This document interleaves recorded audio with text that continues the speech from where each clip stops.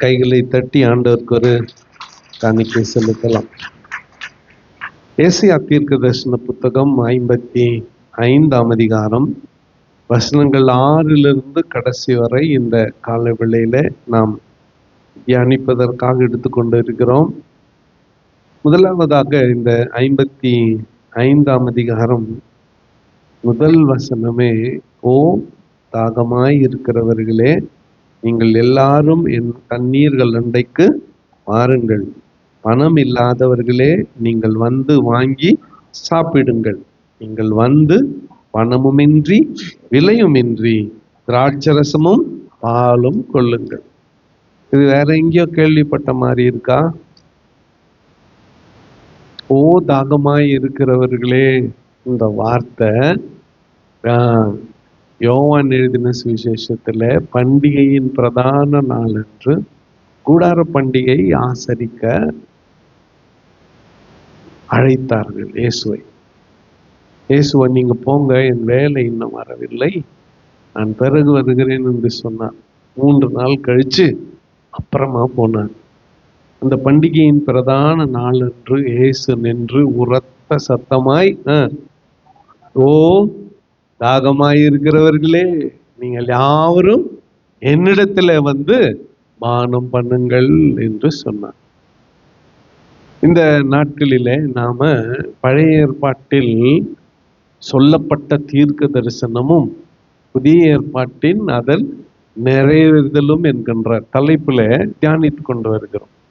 இந்த நாளிலே ஆண்டவராகிய இயேசு கிறிஸ்துவினுடைய உபதேசத்திலிருந்து, அவர் பேசின வார்த்தைகளிலிருந்து நமக்கு கிடைக்கக்கூடிய நம்பிக்கையின் வசனங்களை இந்த நாள்ல கொஞ்சம் நாம் தியானிக்க போகிறோம். கவனமாய் கேளுங்கள். முதல்லயே ஆண்டவர் சொல்லிட்டாரு, ஓ தாகமாய் இருக்கிறவர்களே, நீங்கள் யாவரும் என்னிடத்துல வந்து பானம் பண்ணுங்கள்.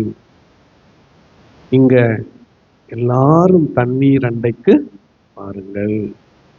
பணம் இல்லாதவர்களே, நீங்கள் வந்து வாங்கி சாப்பிடுங்கள். நீங்கள் வந்து பணமுமின்றி விலையுமின்றி திராட்சரசமும் பாலும் வாங்கி கொள்ளுங்கள். அருமையான ஆண்டவருடைய பிள்ளைகளே, இந்த காலவெளியில ஆண்டவராகிய இயேசு கிறிஸ்துவினுடைய சுவிசேஷமானது விலையேற பெற்றது, மதிப்பு மிக்கது.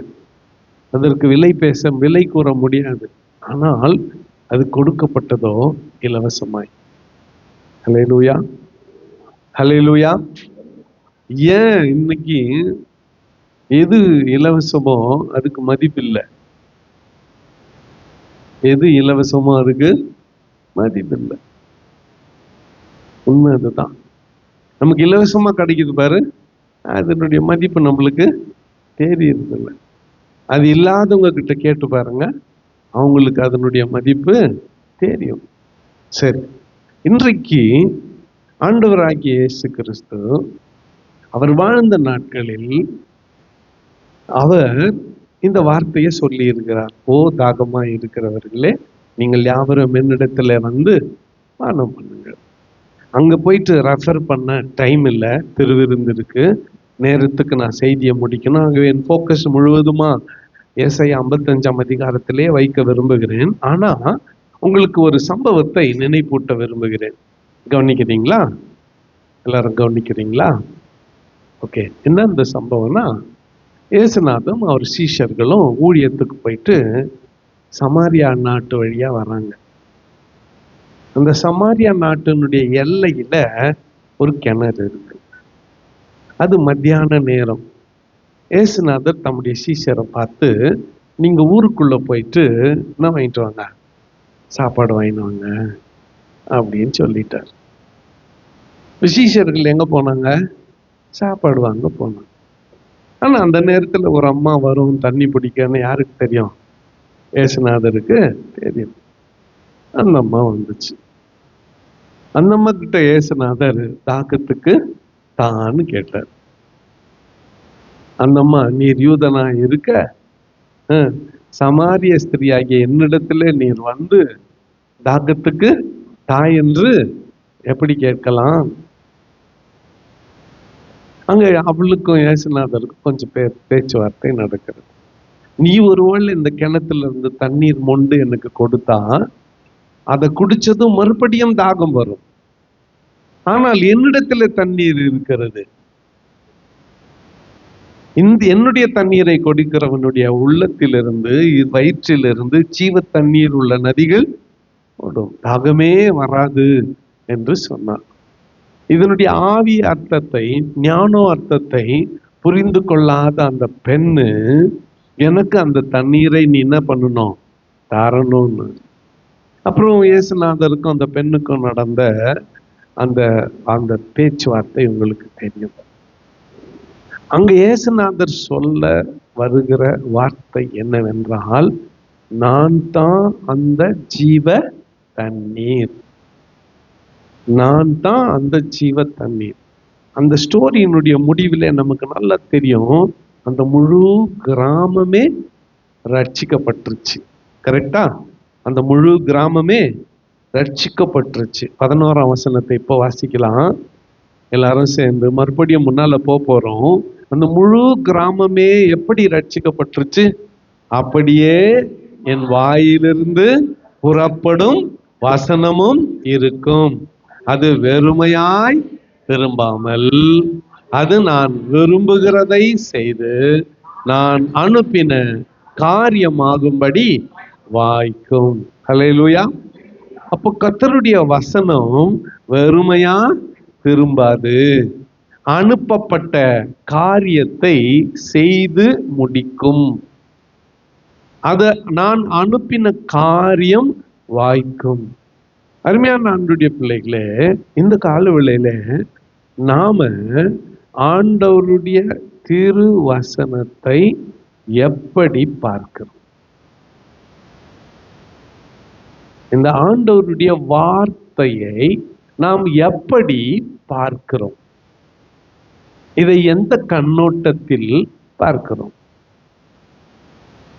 புதிய ஏற்பாட்டில் உள்ள சங்கதிக்கு போறதுக்கு முன்னால தெரிந்து கொண்ட இந்த வேத பகுதியில ஃபர்ஸ்ட் 6ஆம் வசனத்துல என்ன சொல்லுகிறது?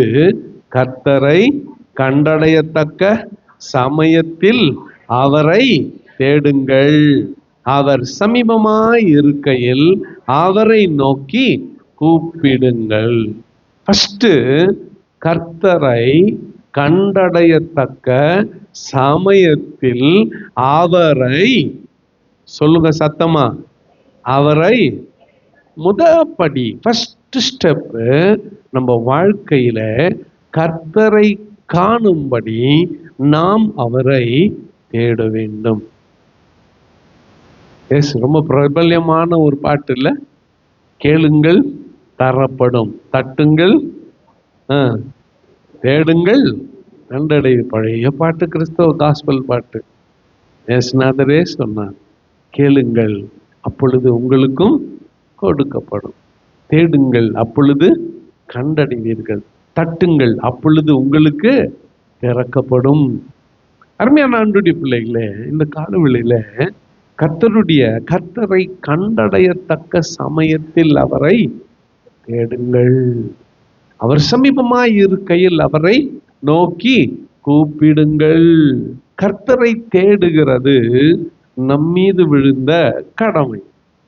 கர்த்தரை தேடுகிறதினால் கர்த்தருக்கு ஒரு பிரயோஜனமும் இல்லை, நமக்குத்தான் ஆதாயம்.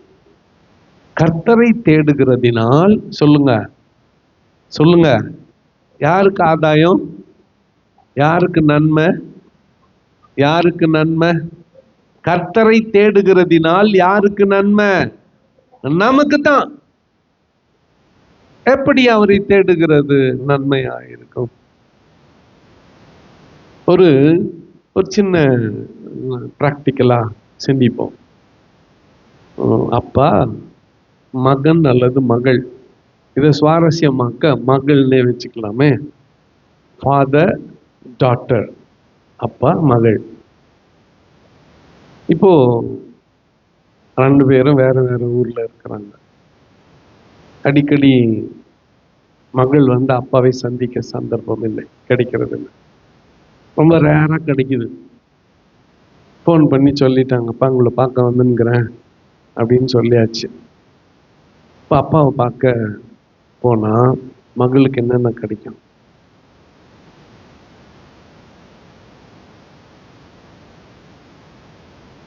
கது சாத்தி பூட்டிட்டு போட்டு வராதுன்னு அப்படிதான் நீங்க பார்க்கறதா அப்படித்தான் தெரியுது.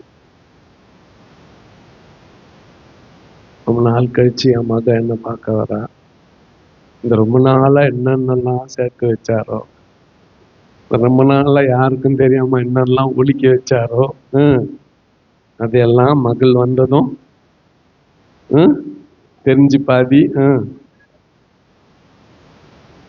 உலக பிரகாரமான ஒரு தகப்பனுக்கே இப்படிப்பட்ட ஒரு மனநிலை இருக்குமானால், பரம தகப்பன், நம்மை நேசிக்கிற நம்முடைய தகப்பன், அவரை கண்டடையத்தக்க சமயத்தில் அவரை தேடும்போது அவர் என்ன செய்வார்? நன்மை செய்வார் அல்லவா? ஹல்லேலூயா. அவர் சமீபமாய் இருக்கையில் அவரை நோக்கி கூப்பிடுங்கள். அடுத்த வசனம் பாருங்க, துன்மார்க்கரே திரும்புங்கள்.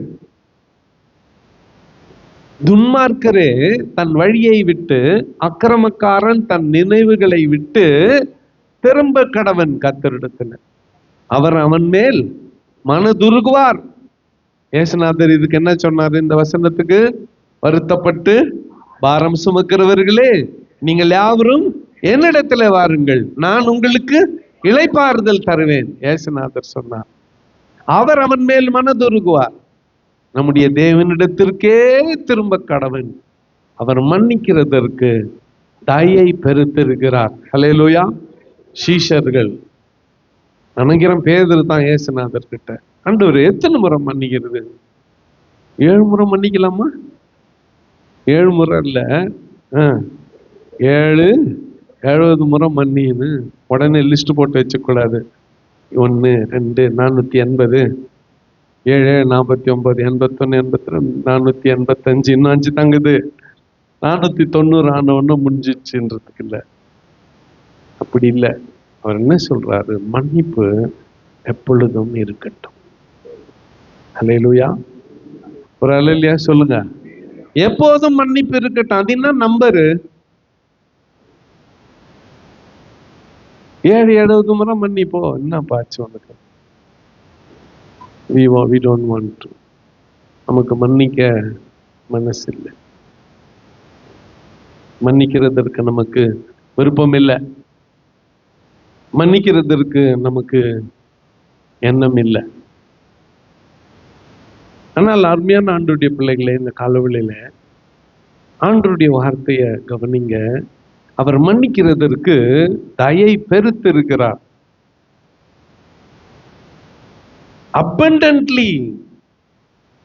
abundant pardon, for he will abundantly pardon. அளவில்லாமல் மன்னிப்பார். ஆங்கிலத்தில் என்ன சொல்லுது? அளவில்லாமல் மன்னிப்பார். அளவில்லாமல் ஆண்டவர் மன்னிப்பார்.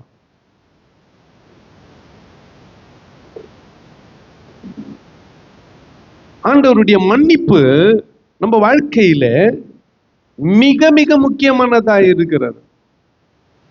மிக மிக முக்கியமானதாக இருக்கிறது. வெரி இம்பார்ட்டன்ட் ஆண்டவருடைய மன்னிப்பு.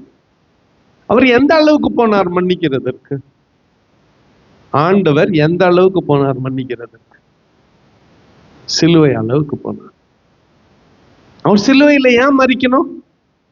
ஒரே காரணம், மன்னிப்பதற்காக. To forgive, மன்னிப்பதற்காக. வேற எந்த காரணமும் இல்லை. ஒரு தவறும் அவர் செய்யவில்லை.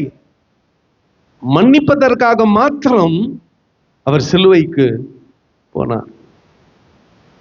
இந்த மன்னிப்பை சொல்லிட்டு சொல்றாரு 8ஆம் வசனத்துல, என் நினைவுகள் உங்கள் நினைவுகள் அல்ல, உங்கள் வழிகள் என் வழிகளும் அல்லவென்று கர்த்தர் சொல்லுகிறார். நான் நினைக்கிறது வேற, நீங்க நினைக்கிறது வேற.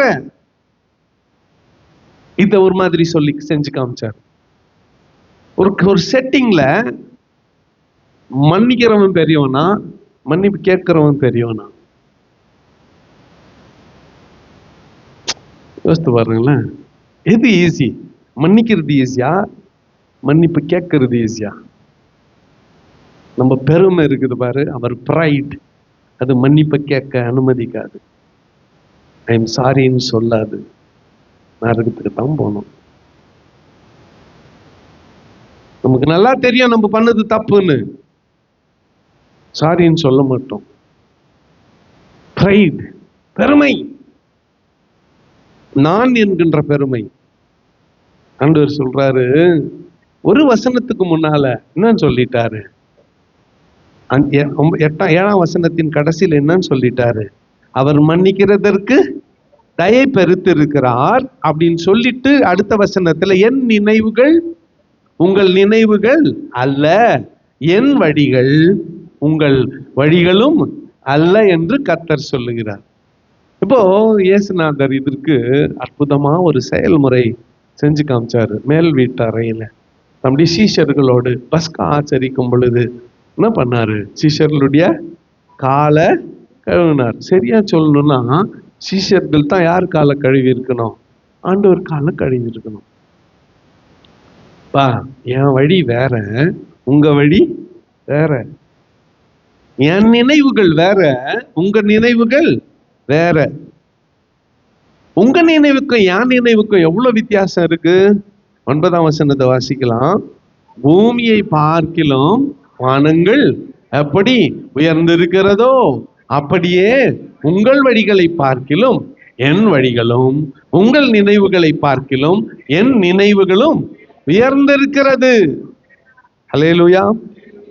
பூமிக்கும் வானத்துக்கும் எவ்வளவு வித்தியாசம் இருக்கிறதோ, எவ்வளவு தூரம் இருக்கிறதோ, அவ்வளவாய் கர்த்தருடைய வழிகள் வேற, நம்முடைய வழிகள் வேற.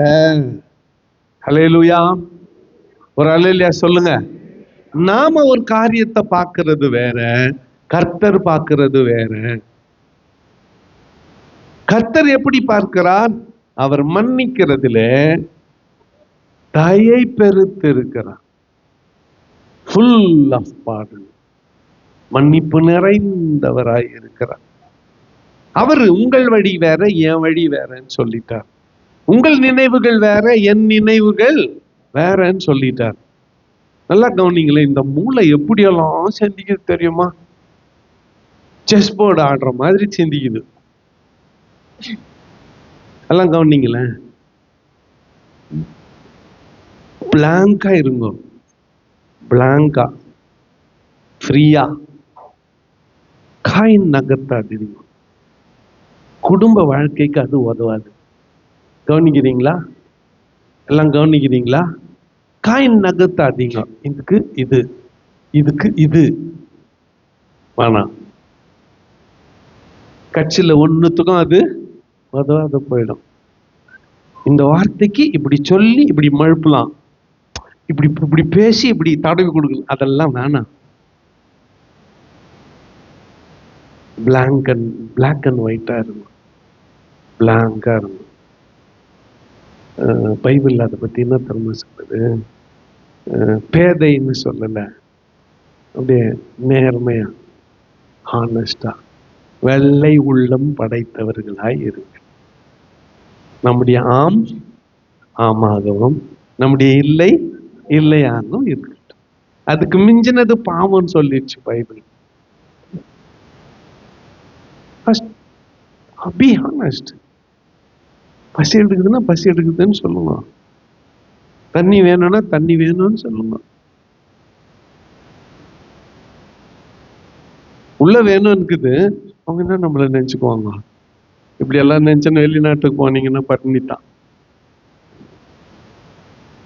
சாப்பிடுறப்ப சாப்பிடுன்னுவாங்க, நம்ம வேணும்னு சொல்லுவோம், பசி தான் இருக்கும். சும்மா கடமைக்கு என்னன்னு சொல்லுவோம், வேணான்னு சொல்லுவோம். அவங்க வேண்டி கொடுக்கணும் இல்லையா, கட்டாயப்படுத்தி கொடுக்கணும், அப்ப சாப்பிடணும். அப்புறம் சாப்பிட்டு தான் இன்னும் கொஞ்சம் ஊத்து குழம்பு, ஃபர்ஸ்ட் வானான்னால்தான், ஃபர்ஸ்ட் வானவே வானான்னு சொன்னால்தான் ஒரு 2 பீஸ் போடுன்னுவோம். இருக்கட்டும். இந்த மாதிரி போய் வெளிநாட்டுல வானான்னீங்களா பட்னி தான். சாப்பிடுன்னு வாங்கணும், வானான்னா ஃப்ரிட்ஜை க்ளோஸ் பண்ணிட்டு போய் பட்டுக்கோங்க. அப்ப ராத்திரி எல்லாம் நம்ம என்ன பண்ணிருக்கணும்? நமக்கு கட்டாயப்படுத்தி கொடுக்கணும் மற்றவங்க. அது கூட என்னத்துக்கு? வேண்டி வரவேற்கணும். கல்யாணம் நோட்டீஸ் கொடுத்துட்டாங்க, வீட்டுக்கு வந்து ஒன்று என்ன பண்ணிட்டாங்க, நோட்டீஸ் கொடுத்துட்டாங்க. அந்த கல்யாணத்துக்கு போனேன், என்ன வான்னு கூப்பிடுறதுக்கு ஆள் இல்லை. இது என்ன பேச்சு? 500 பேர் 1000 பேர் இருக்கிறாங்க. அதான் நோட்டீஸ் வீட்டுக்கே வந்து கொடுத்தாங்கல்ல, இல்லை ஃபோன் பண்ணி சொன்னாங்கல்ல. பிடிக்கலன்னா போகாத விட்டுரு. போயிட்டு என்ன கவனிக்கல, என்ன முன்னால வைக்கல, பின்னால வைக்கல. முன்னால வச்சா என்ன வந்துடும்? அதுல ஒரு பெரிய தர்பார் சேர் போட்டு மாப்பிள்ளையும் பொண்ணியை எழுப்பிட்டு இன்னும் உட்கார வைக்கணுமா? அதான் முன்னால வைக்கிறதா? எது சொல்லு? ஏன் இந்த விஷயம் உன் வழியா இப்படி இருக்கு? குறுக்கடு மைண்டு, என்னது நரித்தனமான சிந்தனை. என்னத்துக்கு அது? அது உன் நினைவுகள் சரியில்லை. ஆண்டவர் சொல்லிட்டார், உன் நினைவுகள் சரியில்லை, உன் வழிகள் சரியில்லை. என் நினைவுகளை அறிந்து கொள், என் வழிகளை அறிந்து கொள். என் வழி மன்னிக்கிற வழி, என் வழி இலவசமாய் தாகமாய் இருக்கிறவர்களுக்கு தாகத்தை தீர்க்கிற தண்ணீரை கொடுக்கிற வழி, திராட்சரசத்தை கொடுக்கிற வழி, ஆகாரத்தை கொடுக்கிற வழி என் வழி. என் வழியிலே வாருங்கள் என்று கர்த்தர் சொல்லுகிறார். 10ஆம் வசனத்துல, மாரியும் உறைந்த மழையும் வானத்திலிருந்து இறங்கி அவ்விடத்துக்கு திரும்பாமல் பூமியை நனைத்து அதை முளை கிளப்பி விளையும்படி செய்து, விளைக்கிறவனுக்கு விதையும் புசிக்கிறதற்கு ஆகாரத்தையும் கொடுக்கிறது. எப்படியோ கொஞ்சம் நிறுத்துங்க. அடுத்து பாருங்களேன், மழைக்கு வசனத்தை மழைக்கு ஒப்பிடுகிறார். தேவ வசனத்தை, கர்த்தருடைய வார்த்தையை எதுக்கு ஒப்பிடுறாரு? மழைக்கு. வானத்திலிருந்து மழையும் பனியும் பொழியுது, பூமிய விளைவிக்க செய்து. ஆனா மறுபடியும் அதனால வானத்துக்கு ஒரு மழைக்கு ஒரு பலனும் இல்லை. மழைக்கு என்ன கிடைக்குது? ஒன்றுமே இல்லை. ஆண்டவர் மழை மாதிரி, நம்ம பூமி மாதிரி. மறுபடியும் சொல்றேன், எல்லாரும் காது கிளியரா கேளுங்க. ஆண்டவர் மழை மாதிரி, நம்ம பூமி மாதிரி. அவர் மழையை பொழிகிறார், நாம் விளைச்சலை பெறுகிறோம், நாம் அறுவடையை பெறுகிறோம். ஆண்டவர் அப்படி சொன்னார், வானத்திலிருந்து மாரியும் உறைந்த மழையும் இறங்கி அவ்விடத்துக்கு திரும்பாமல் பூமியை நினைத்து அதுல முளை கிளம்பி விளையும்படி செய்கிறது போல ஆண்டவர் என்ன பண்றாரு? விதைக்கிறவனுக்கு விதையும் புசிக்கிறதற்கு ஆகாரம் கொடுக்கிறார். ஞாபகம் வச்சுக்கோங்க, நமக்கு 2 தேவை. 2 தேவை வீட்டுல. விதையும் தேவை, ஆகாரமும் தேவை. எதை சாப்பிடணும்? ஆகாரம். விதை என்ன பண்ணணும் சொல்லுங்க? விதைக்கணும். ஆமா, 2 கொரிந்தியர்ல அப்போஸ்தலனாகிய பவுல் காணிக்கை குறித்து சொல்லும் பொழுது, விதைக்கிறவனுக்கு விதையும் புசிக்கிறதற்கு ஆகாரத்தையும். இப்போ நாங்க பாஸ்டருங்க தசம பாகம் காணிக்கையை பத்தி ரொம்ப பேசுவோம். அதுக்கு காரணம், எங்களுக்கும் பிழைப்பு உண்டாக வேண்டும். நாங்களும் நீங்கள் கொடுக்கிற காணிக்கை தசம பாகத்திலிருந்து எங்களுக்கும் பிழைப்பு உண்டாக வேண்டும். நல்லா கவனிங்க. ஆனா அதையும் தாண்டி இங்க பாருங்க, இந்த உதாரணம் என்ன சொல்லுது? என் வசனம் வானத்திலிருந்து வருகிற மழையை போல. என் வசனம் எப்படிப்பட்டது? வானத்திலிருந்து வருகிற, உனக்கு தான் விளைச்சல், உனக்கு தான் அறுவடை. அது திரும்ப வானத்துக்கு போறதில்லை, திரும்ப அந்த வானத்துக்கு போறதில்லை. நான் கொடுக்கறதெல்லாம் உனக்கு தான். இப்போ 11ஆம் வசனத்தை வாசிக்கலாம்.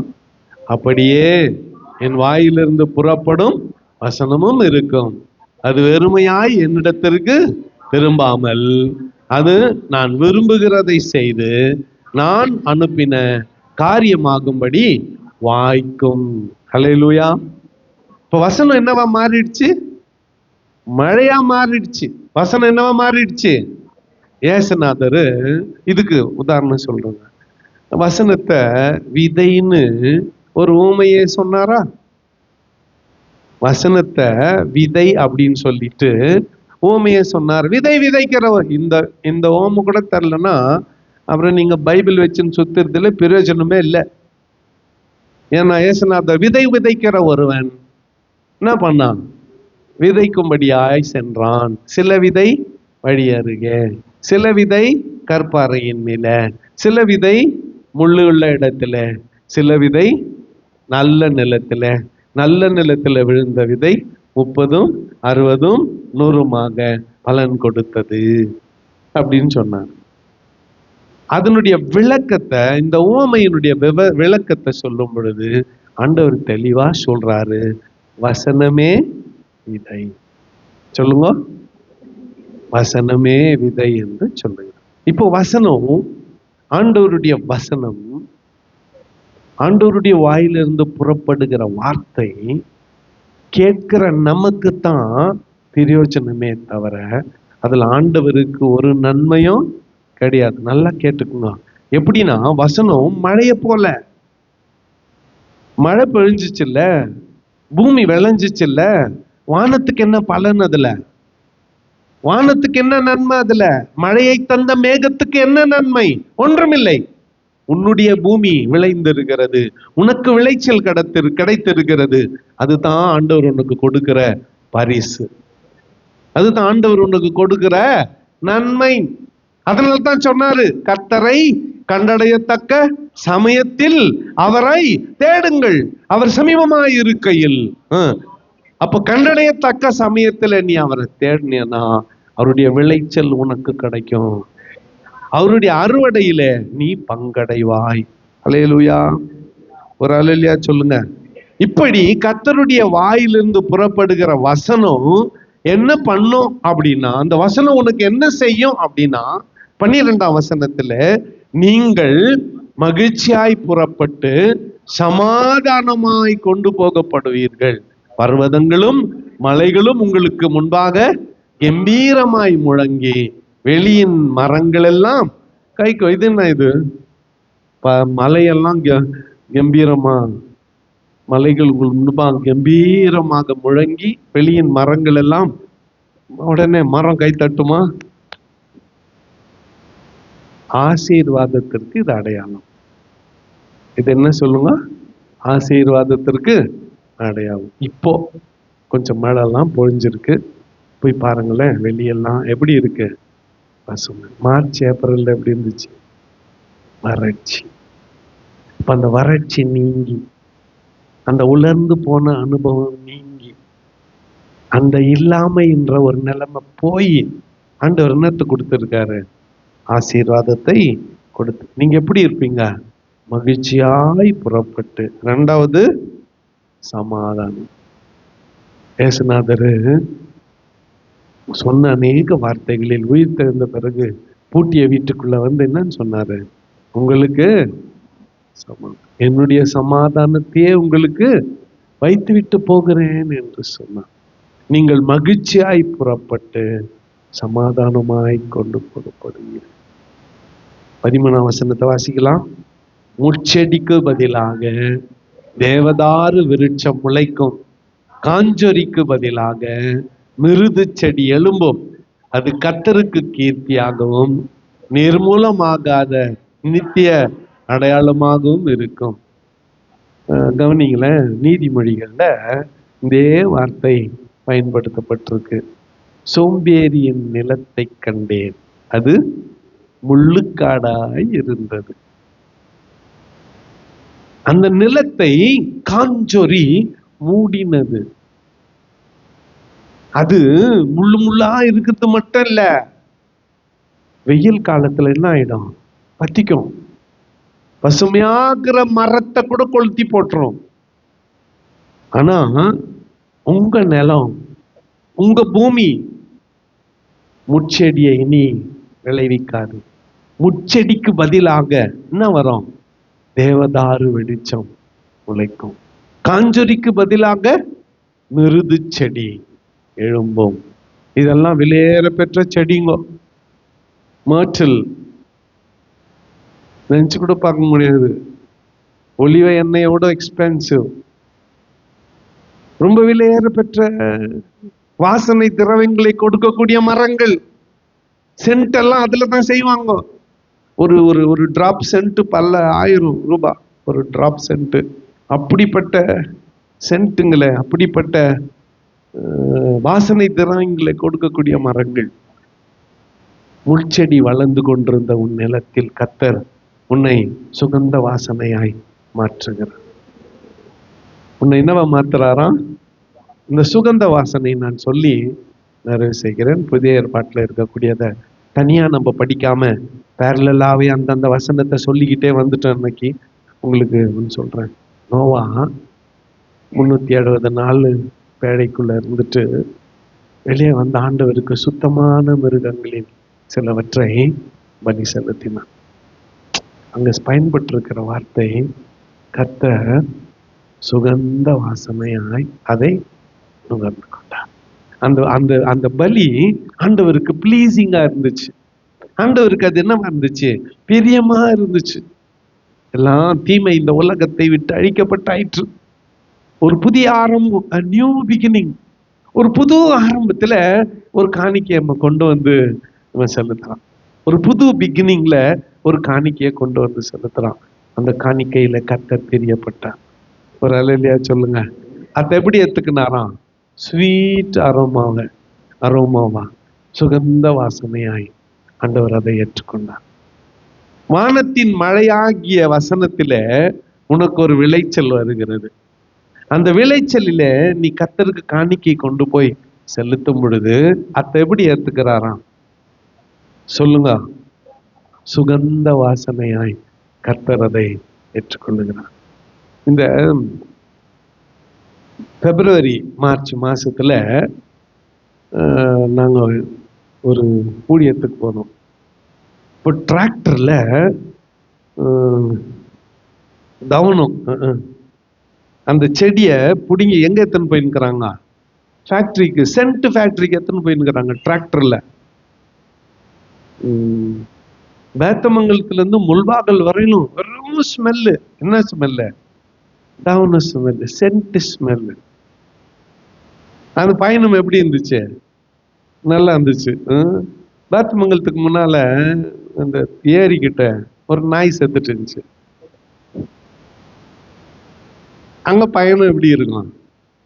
நம்ம அங்கேயே உக்காந்திக்கோம், சேர் போட்டுக்கோம்.